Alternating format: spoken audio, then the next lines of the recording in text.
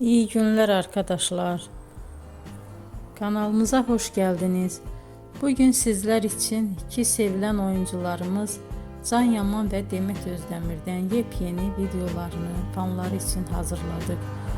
Onlar Erkenci Kuş dizisinde rol almış ve sevgili olmuştular ve bir süre sonra yollarını ayırdılar.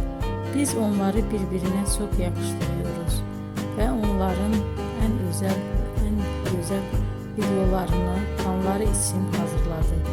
Arkadaşlar, emeğimize saygı olarak yorum yazıp abone olmanızı diliyorum. Herkese iyi günler. Hoşça kalın.